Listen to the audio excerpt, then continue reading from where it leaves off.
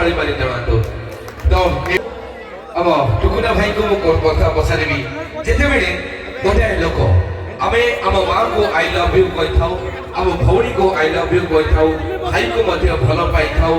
समस्त को भल पाई था किंतु ए दुनिया रे एमिति जड़े अछि जो व्यक्ति से आमको ता जीवन ठो अधिक भल पाई था कि नहीं एमिति अनेक जड़े व्यक्ति अच्छे जी जीवन ठू अधिक भल पाई थाए प्रत्येक दिन सकाळ प्रथम स्वप्न थाए मो पिला मानको भल मनीष करिवि मो भला मानको भल पाठ पढाइबि जेते बेले घर बाहर राति रे घर को फेरे प्रत्येक समय टंकाटिए निजे खर्च न करी मध्य संचय करि रखि थाए मो पिला मानको पाई मो स्त्री पाई मो पिला मानकर भल पाठ पढिबा पाई किंतु जीवन रे केबे ता पाटिरो सुनि नथिबे जे मो तुमको भल पाए बोली से व्यक्ति जनक किए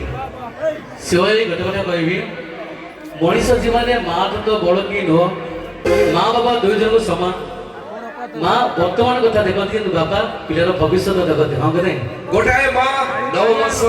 9 दिन आमको गर्भरे रखी थाए आमको पाली थाए आमको चलवा शिखई थाए आमको संसार शिखाई थाए किंतु गोटे बापा ता जीवन आमको